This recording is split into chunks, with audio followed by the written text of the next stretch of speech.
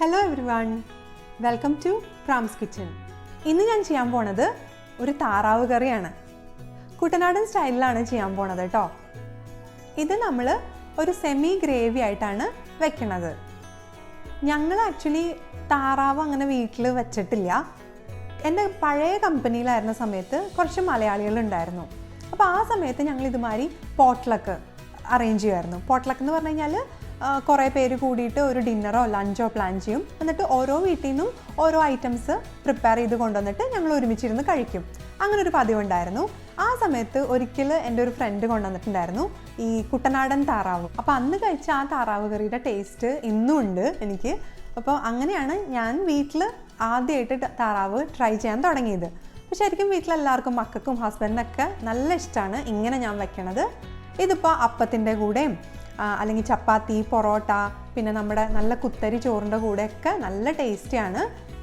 അപ്പോൾ നമുക്ക് ഇതെങ്ങനെയാണ് ഉണ്ടാക്കണേന്നും ഇതിന് വേണ്ടിയിട്ടുള്ള ഇൻഗ്രീഡിയൻസ് എന്താണെന്നും കാണാം. 1.5 കിലോ ഉള്ള താറാവാണ് ഇത്. നല്ല പീസസ് ആയിട്ട് മുറിച്ച് കിട്ടിയിട്ടുണ്ട്. ഇത് ഞാനൊരു 5 പ്രാവശ്യം ഓൾറെഡി വാഷ് ചെയ്തെടുത്തു. അതിനുശേഷം കുറച്ച് വിനേഗർ ഒഴിച്ചിട്ട് വീണ്ടും വെള്ളത്തിൽ സോക്ക് ചെയ്ത് വെക്കുകയാണ്. ഒരു 20 മിനിറ്റ് ഞാനിങ്ങനെ വെക്കും. അതിനുശേഷം 2 പ്രാവശ്യം കൂടി കഴുകിയെടുക്കും. അങ്ങനെ കഴുകിയെടുത്ത് ഡ്രെയിൻ ചെയ്തെടുത്തതാണ് ഇത്. 4 ബിഗ് സൈസ് അനിയൻ എടുത്തിട്ടുണ്ട്. നിങ്ങളുടെ കയ്യിൽ ചെറിയ സൈസ് ആണെന്നുണ്ടെങ്കിൽ ഒരു 6 എണ്ണം എടുക്കേണ്ടി വരും. പിന്നെ വേണ്ടത് 10 അല്ലി വെളുത്തുള്ളി, ഒരു വലിയ പീസ് ജിഞ്ചർ, പിന്നെ 10 പച്ചമുളക്, പിന്നെ കുറച്ച് കറിവേപ്പില. പച്ചമുളക് എരിവിനനുസരിച്ചിട്ട് എടുക്കുക. എൻ്റെ കയ്യിലുള്ളത് എരിവില്ലാത്തൊരു ടൈപ്പ് പച്ചമുളകാണ്, അതുകൊണ്ടാണ് ഞാൻ 10 എണ്ണം എടുത്തിരിക്കുന്നത്. പിന്നെ ഉപ്പ് വേണം. 2 ടീസ്പൂൺ പെരുംജീരകം, 2 കഷ്ണം പട്ട, 4-5 ഗ്രാമ്പൂ, പിന്നെ 6 ഏലക്കായ, 4 തക്കോലം, 2 ബേ ലീവ്സ്, പിന്നെ 1/2 ടീസ്പൂൺ ഹോൾ പെപ്പർ. ഹോൾ പെപ്പറും യൂസ് ചെയ്യുന്നുണ്ട്, അതുകൂടാതെ പെപ്പർ പൗഡറും യൂസ് ചെയ്യുന്നുണ്ട്. 1 ടീസ്പൂൺ മഞ്ഞൾപ്പൊടി, 4 ടേബിൾ സ്പൂൺ മല്ലിപ്പൊടി എടുത്തു വച്ചിട്ടുണ്ട്, 2 tablespoon crushed pepper, 2 teaspoon garam masala,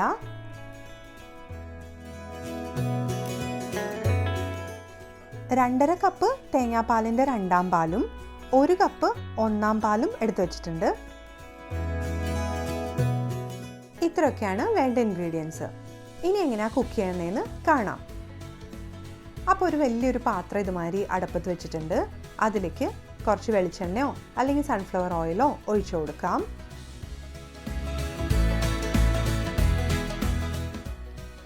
എണ്ണ ചൂടാവുമ്പോൾ അതിലേക്ക് എടുത്തു വെച്ചിട്ടുള്ള സ്പൈസസ് ആഡ് ചെയ്യാം. അപ്പോൾ ആദ്യം നമ്മൾ എടുത്തു വെച്ചിട്ടുള്ള 2 ബേ ലീവ്സ് ആഡ് ചെയ്ത് കൊടുത്തു. പിന്നെ തക്കോലം ആഡ് ചെയ്തു, പട്ട, ഗ്രാമ്പൂ, ഏലക്ക, പിന്നെ കുരുമുളക്, ഇതെല്ലാം കൂടി ആഡ് ചെയ്തു. കൂടെ തന്നെ നമ്മൾ പെരുംജീരകം കൂടി ആഡ് ചെയ്ത് കൊടുക്കുകയാണ് കേട്ടോ. പെരുംജീരകം ഇട്ടു. എന്നിട്ട് ഒന്ന് ഇളക്കി കൊടുക്കുക. അതൊന്ന് മൂത്തിട്ടുണ്ട്. ആ സമയം നമുക്ക് കട്ട് ചെയ്ത് വെച്ചിട്ടുള്ള വെളുത്തുള്ളിയും ഇഞ്ചിയും ഇട്ട് കൊടുത്തിട്ട് നല്ലോണം വഴറ്റണം. ഇന്ന് കുക്കിംഗ് ചെയ്യണത് എൻ്റെ ഹസ്ബൻഡാണ് കേട്ടോ. മട്ടൺ, പിന്നെ താറാവ് ഇങ്ങനെയൊക്കെ വയ്ക്കുമ്പോൾ ഹസ്ബൻഡ് ഇൻട്രസ്റ്റഡ് ആണ് ചെയ്യാനായിട്ട്. ഇപ്പോൾ ഇതാ വെളുത്തുള്ളി ഇഞ്ചി ഒന്ന് മൂത്ത് വന്നിട്ടുണ്ട്. ആ സമയത്ത് കട്ട് ചെയ്ത് വെച്ചിട്ടുള്ള പച്ചമുളകും കറിവേപ്പിലയും കൂടി ചേർത്ത് നല്ലോണം ഇളക്കാണ്.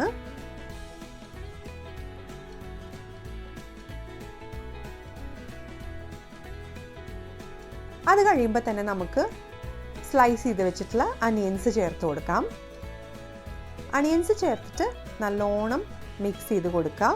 ഇപ്പം പെട്ടെന്ന് വഴണ്ട് കിട്ടാനായിട്ട് നമുക്ക് കുറച്ച് ഉപ്പ് ചേർത്ത് കൊടുക്കണം. ഉപ്പ് ചേർത്തിട്ടുണ്ടെങ്കിൽ പെട്ടെന്ന് വഴണ്ട് കിട്ടുന്നതാണ് പറയണത്. അപ്പോൾ ഇതാ ഉപ്പ് ഞാൻ ആഡ് ചെയ്ത് കൊടുത്തു. എന്നിട്ട് ഒന്ന് മിക്സ് ചെയ്ത് വയ്ക്കുക. അത് കഴിഞ്ഞിട്ട് വെയിറ്റ് ചെയ്യുക. ഇതൊന്ന് ബ്രൗൺ ഷെയ്ഡായി വരട്ടെ കേട്ടോ. ഞാൻ ഈ അടുത്ത ഇടയ്ക്കാണ് കേട്ടോ ഡക്കൊക്കെ ടേസ്റ്റ് ചെയ്ത് തുടങ്ങിയത് തന്നെ. ഇത് നല്ല ടേസ്റ്റി ഒരു ഐറ്റം ആയിട്ടാണ് എനിക്ക് തോന്നിയത്. എസ്പെഷ്യലി കുത്തരി ചോറിൻ്റെ കൂടെയും പാലപ്പത്തിൻ്റെ കൂടെയും അടിപൊളിയാണ്. പിന്നെ ബ്രെഡിൻ്റെ ഒപ്പം കഴിക്കാൻ നല്ലതാണ് കേട്ടോ ഇത്. ഓക്കെ, അപ്പം ചെറുതായിട്ടൊന്ന് വഴണ്ട് വന്ന സമയത്ത് ഞാൻ മഞ്ഞൾപ്പൊടി ആഡ് ചെയ്ത് കൊടുക്കുന്നുണ്ട്. എന്നിട്ട് നല്ലോണം മിക്സ് ചെയ്യുക.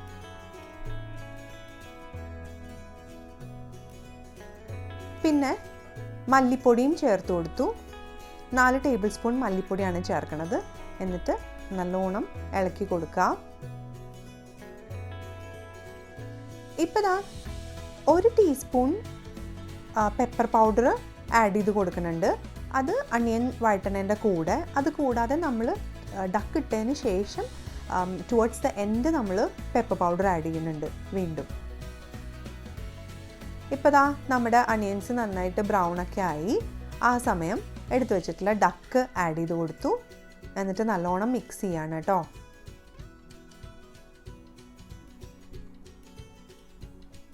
ഞാനിതിലേക്ക് വെള്ളം ആഡ് ചെയ്യണില്ല. അതിന് പകരം തേങ്ങാപ്പാലിൻ്റെ 2ാം പാലിൽ കിടന്നിട്ടാണ് ഡക്ക് വേവണത്. എടുത്തു വെച്ചിട്ടുള്ള 2.5 കപ്പ് 2ാം പാൽ ഞാനിപ്പോൾ ഒഴിച്ചു കൊടുക്കുകയാണ്. എന്നിട്ട് നല്ലോണം ഒന്ന് മിക്സ് ചെയ്ത് കൊടുക്കുക.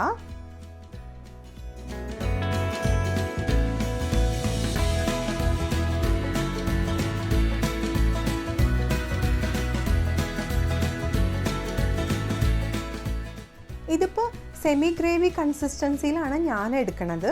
നിങ്ങൾക്ക് കുറച്ചുകൂടി ഗ്രേവി വേണം എന്നുള്ളവരാണെന്നുണ്ടെങ്കിൽ തേങ്ങാപ്പാലിൻ്റെ അളവ്, അതായത് ഈ 2ാം പാലിൻ്റെ അളവ് കുറച്ചുകൂടി കൂട്ടുക. 2.5 കപ്പ് എന്നുള്ളത് 3.5 കപ്പ് എടുക്കുക. പിന്നെ ഞാനിപ്പോൾ എടുത്തു വെച്ചിരിക്കുന്നത് 1 കപ്പ് 1ാം പാലാണ്. അപ്പോൾ നിങ്ങൾ 2 കപ്പ് 1ാം പാലാക്കുക. പ്രഷർ കുക്കറിൽ വേണമെങ്കിൽ നമുക്ക് ഡക്ക് വേവിച്ചെടുക്കാം. പക്ഷേ അതിലും നല്ലത് ഇങ്ങനത്തെ ഒരു പ്രോസസ്സാണ്. സ്ലോ കുക്കിംഗ് ആണ് ഏറ്റവും നല്ലത്. ഇപ്പോൾ നല്ലോണം മിക്സ് ചെയ്തതിന് ശേഷം ഞാൻ അടച്ചു വെക്കുകയാണ് കേട്ടോ. 5 മിനിറ്റ് കഴിയുമ്പോൾ ഞാൻ ജസ്റ്റ് ഒന്ന് തുറന്ന് നോക്കിയിട്ട് ഇളക്കി കൊടുക്കുകയാണ്.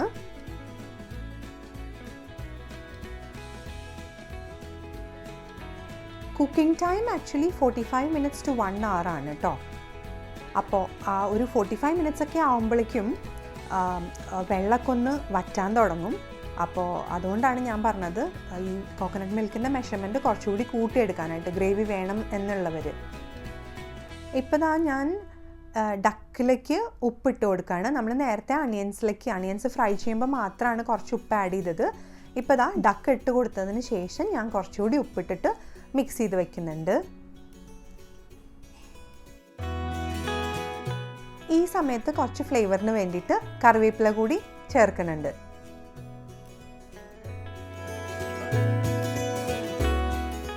അതിനുശേഷം വീണ്ടും അടച്ചു വയ്ക്കുകയാണ്.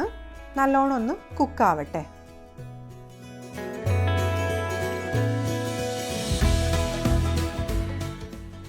ഇപ്പോൾ ഏകദേശം 40 മിനിറ്റ്സ് ആയിട്ടുണ്ട് കുക്കിംഗ്. അപ്പോൾ ഇതിന് മുമ്പ് ഞാൻ കുറച്ച് നേരം അടച്ചു വെച്ചിരുന്നു. അതിനുശേഷം 5 മിനിറ്റ് അല്ലെങ്കിൽ 10 മിനിറ്റ് കൂടുമ്പോൾ തുറന്ന് നോക്കിയിട്ട് ഇളക്കി കൊടുത്തിട്ടുണ്ടായിരുന്നു. വെള്ളമൊന്നും വറ്റിയിട്ടുണ്ടായിരുന്നില്ല. ഇപ്പോൾ 40 മിനിറ്റ്സ് ആയി. ആ സമയത്ത് തുറന്ന് നോക്കുമ്പോഴും വെള്ളം കുറച്ചും കൂടി ഉണ്ട്. അപ്പോൾ എനിക്കിത് വെള്ളം കുറച്ചും കൂടി വറ്റിക്കണം എന്നാണ്. ഇനി ഞാൻ തുറന്നു വെച്ചിട്ടാണ് കേട്ടോ വേവിക്കാൻ പോണത്. അപ്പോൾ ഈ 40 മിനിറ്റ്സ് കഴിയുമ്പോൾ ഏകദേശം ഒരു 3/4 കുക്കിംഗ് ഇസ് ഡൺ. ആ സമയത്ത് ഞാൻ 2 ടീസ്പൂൺസ് ഗരം മസാല എടുത്ത് വെച്ചിട്ടുണ്ടായിരുന്നു. അത് ആഡ് ചെയ്ത് കൊടുത്തു.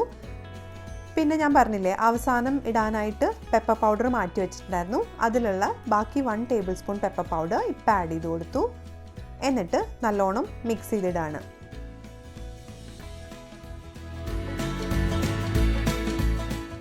ഈ സമയത്ത് ഞാൻ ഉപ്പ് നോക്കിയിരുന്നു. അപ്പോൾ ഉപ്പ് കുറവായിട്ടാണ് തോന്നിയത്. അപ്പോൾ കുറച്ചുകൂടി ഉപ്പ് ചേർത്ത് കൊടുക്കുന്നുണ്ട്.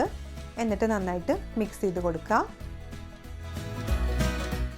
തുറന്ന് വെച്ച് വേവിച്ചപ്പോൾ ഈ താറാവിറച്ചിയിലെ ഫാറ്റൊക്കെ എണ്ണയായിട്ട് ഇതിൽ കിടക്കണ കാണാം. ഞാനത് കുറേ എടുത്ത് കളഞ്ഞു കേട്ടോ. ഇല്ലെങ്കിൽ അത് ഹെൽത്തി അല്ലല്ലോ അത് ഉള്ളിൽ ചെല്ലണത്. അതുകൊണ്ട് ഞാൻ കുറേ എടുത്ത് കളഞ്ഞിട്ടുണ്ട്. ഇപ്പോൾ നോക്കൂ, വെള്ളമൊക്കെ ഓൾമോസ്റ്റ് വറ്റിയിട്ടുണ്ട്.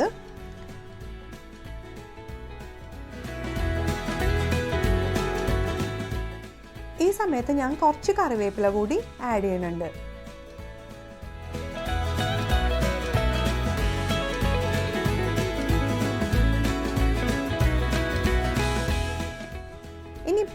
ഒന്നാം പാൽ ഒഴിക്കാനുള്ള സമയമായി. ഒന്നാം പാൽ ഒഴിച്ചതിന് ശേഷം നമ്മൾ കുറേ നേരം തിളപ്പിക്കില്ല.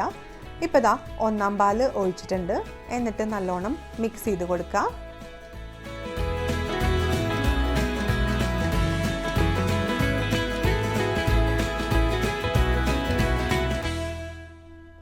ഇതിപ്പോൾ ദാ ഡക്ക് നല്ലോണം കുക്കായി കിട്ടിയിട്ടുണ്ട്. പിന്നെ ഇതാ നോക്കൂ, എനിക്ക് നല്ല തിക്ക് ഗ്രേവി കിട്ടിയിട്ടുണ്ട്. എനിക്ക് ഇതാണ് വേണ്ടിയിരുന്നത്, സെമി ഗ്രേവി.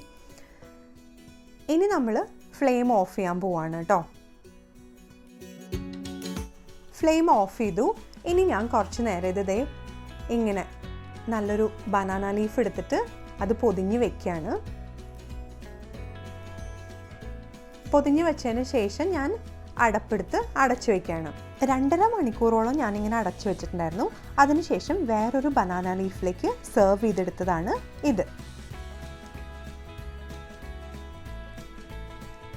അപ്പോൾ എല്ലാവരും കണ്ടല്ലോ കുട്ടനാടൻ സ്റ്റൈലിലെ താറാവ് കറി എങ്ങനെയാണെന്നുള്ളത്.